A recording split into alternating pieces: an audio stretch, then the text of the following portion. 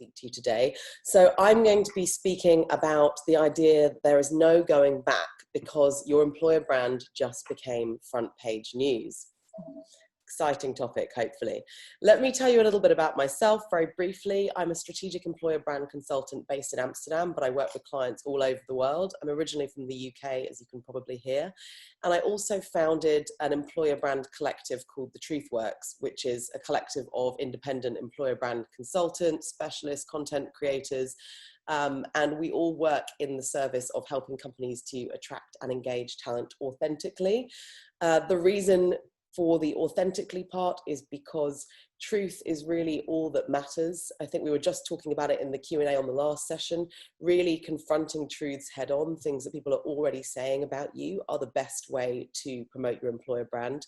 Of course, there's some craft that comes with telling that story aspirationally, but talent does their homework and they know who you are, and they will find out who you are through their own research or through what's in the news about you, which we're going to talk a little bit more about in a second. So there really is no point being dishonest, and actually authenticity will always win out. So just a little bit about my background, because I think it's relevant to what we're going to speak about today.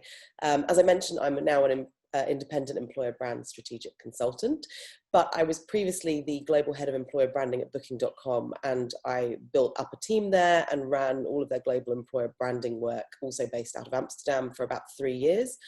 And prior to that, I was in advertising and marketing, working on transforming big global brands like Dove, Absolute Vodka. I think that gives me quite an interesting angle in the EB space, because I really think holistically about employer branding. I think about PR, I think about marketing, I think about your brand, and I think about the collective story that it tells and how it translates from your mission, vision, and values as well. A little bit more about me personally. I'm also a very, very low ranking servant to a 15-month-old dictator called Lennox. My duties include cleaning food off the walls, reading the same book 5,000 times, and often looking for the other shoe. My mum is Guyanese, that's in the top of South America, for anyone that doesn't know where that is. Second-gen immigrant, and she's really my inspiration. She's done amazingly well, built herself an incredible career. She's my hero, and I've also been known to sort of fall on my face before getting up and trying again, literally as well as metaphorically. As you can see, literally here at my friend's wedding as a bridesmaid. Never invite me to be a bridesmaid at your wedding, I will fall. The reason I tell you all of this is because I think that this authenticity and this truth helps you to get to know me a little bit better, a little bit like we do in branding. So what do I mean by your employer brand just became front page news? Well, I think first let's bust some myths. Firstly, we always talk about this idea of potential applicants, potential employees, potential candidates, or future candidates. These don't exist. People are not in a sort of metaphorical cloud just above your pipeline waiting to join you. They're actually just called people until they're in your funnel. And people read the news, people go on Instagram, people potentially use your brand. So we need to stop deluding ourselves that they're a mythical bunch of people sort of waiting to enter our funnel. They're just called people. When we start to think about them as people, we can start to think about branding much more holistically, and our employer brand as much more of a long tail game. Second myth, our branding efforts, you know, our brand, our PR, our employer brand, our CSR program all exist in these perfect little vacuums that operate very independently and do not touch the sides of each other at all. That's not how people engage with your brand or encounter your brand. All elements of your brand are deeply interrelated in the eyes of both the public and your own internal people. So that means that if we combine these two radical ideas, actually how you treat people is your brand, whether that's your employer brand or your corporate brand or your customer brand. How you treat people is the most important thing. So building on that idea, we know that for a while, this has been important from the outside in.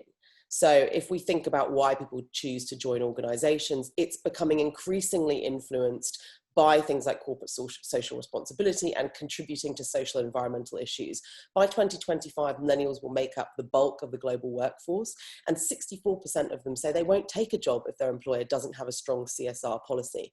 And 83% will be more loyal to a company that helps them contribute to social and environmental issues. I've put all the sources for any of my citations in the bottom right as well, if you want to see. So we've known that this is a growing trend for a while from the outside in, but what's been really interesting recently is things are moving much more inside out. So the people with purchasing power, your consumers, also care how you treat your people. And this is becoming front page news. We see studies talking about how for consumers, brands care for staff for consumers, how brands are caring for staff amid the pandemic is as important as whether they have items in stock, for example. And a report from Morning Consult, which I'm sharing here, shows that most are more likely to buy from companies that show flexibility and empathy towards employees. So with this huge shift towards people at large who buy your brand, caring about how you treat your people, we are seeing an increase in employers caring about this as well.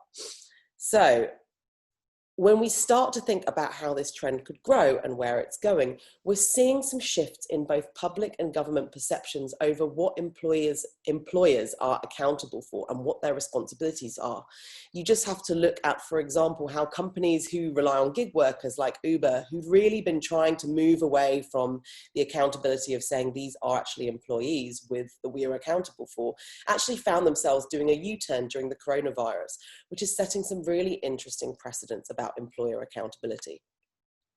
Similarly, because of the coronavirus and the situation that ensued, employers were also having to start to shift in terms of thinking about their employees as people with whole lives, potentially with parental responsibilities, people with mental health concerns, which were being exacerbated by this situation, or even really deep intersectional issues such as your Black community of employees being actually exponentially more touched by the coronavirus because Black Americans, for example, this was the same trend in the UK, we saw with the Bain report, far more likely to know someone who'd been hospitalized or died as a result of having COVID-19.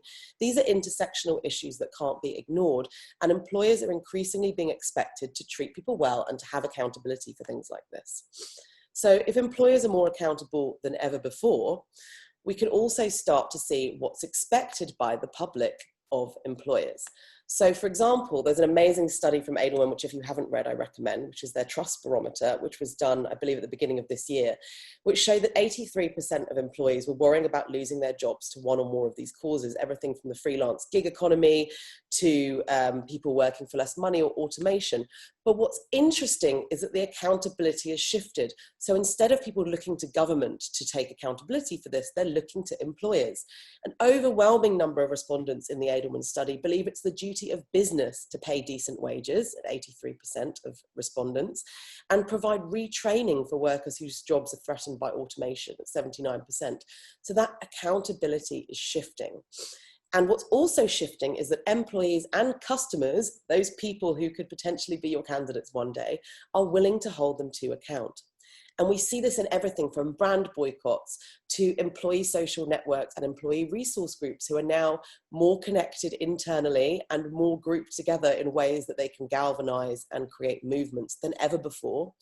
Conversations are moving from sort of sanctioned review platforms like Glassdoor to the mainstream press. People are talking to the New York Times, people are talking to The Guardian about issues with internal treatment. We're seeing more walkouts, we're seeing unionization growing, which felt like a far off concept in some markets, but it's coming back. And we're seeing both civil and professional insurgency around these issues. You just have to look at examples like this unprecedented coalition between Amazon, Walmart, FedEx, Target, Instacart, and Whole Foods workers. That's unheard of. That coalition actually across companies of workers planning to strike over pandemic working conditions. This isn't a trend that is going away anytime soon. So with consumer and employee expectations at this all-time high, your employer brand could look like this. Or even this. Or this, or this, or this. Alternatively, your employer brand could look like this, or this, or this, or even this. And what was very interesting about this example is this, of course, is not an employer brand campaign, but the president stole your land. I challenge a lot of people to think that they don't think this would have an impact on people wanting to apply to Patagonia. I don't know whether applications did increase. I know they're inundated anyway, but you can see from the chart on the right that actually their stock price did increase as a result. These things are interconnected. So how do we react to this? We need to be in the moment. We need to know what our audience, and that means people at large, care about right now. So we see really quick shifts in sentiment from embracing hero stories, you know, all the clapping for the NHS, etc., to demand for action. You know, that moved very quickly, that sort of, yes, we respect frontline workers, to actually, what are we doing to help these frontline workers? From positive affirmation, where we were a few months ago, you know, yes, of course, we all care about inclusion, to radical candor, to apologizing, to saying we're not doing good enough. From this sort of global and broad stroke approach to CSR and to donating and to supporting charities, to very local, tangible initiatives that people want to see action. For example, this great Chobani example, which is a yogurt company in the US, actually working with Feed America to deliver food to people who are struggling in New York during the crisis. Very tangible, a clear story, not an easy click of the button donation, something that shows you are front of mind and you care. So how do we deal with this as employer brand professionals? Firstly, we need to engage our leadership.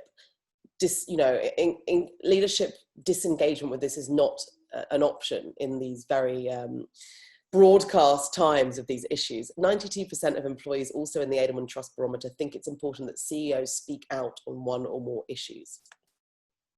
Everything is external comms.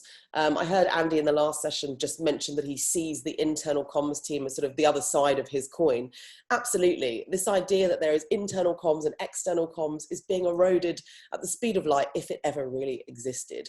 Every internal leaked open letter, I mean, you expect it to be leaked now. You should write as if things are going to be taken externally, and work with your internal comms to write openly and be comfortable that if that information was leaked, it would be okay and it wouldn't damage your employer brand. Identify your blind spots.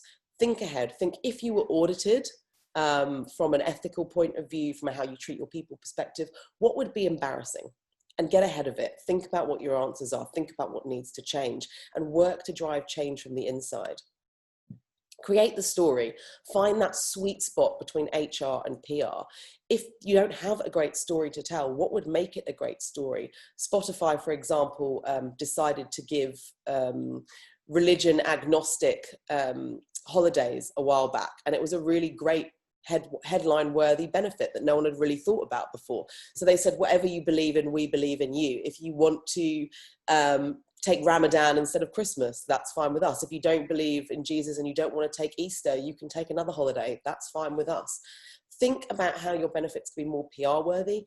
Think about stories that you could tell, but also think about creating those stories through ideas you bring to the table, and work collectively with your HR teams, your benefit teams, to make those a reality. Think stories, not scripted, pre-planned content. Authenticity is key here. Being open, being live, being real, sharing what's really going on and what's really happening in real time is going to be much more embraced by this audience now than pre-planned, pre-scripted content. And know your data. Prepare to be challenged and know your numbers. Know how many Black employees you have in your organization. Know how many women you have in leadership roles within your organization. Be prepared to be challenged. Be prepared to work with your teams to set clear benchmarks that you're happy to share externally, and know your numbers. Thank you. That was a very whistle-stop tour of a lot of information. I hope it's been useful, and I'm really looking forward to doing a Q&A with you all now.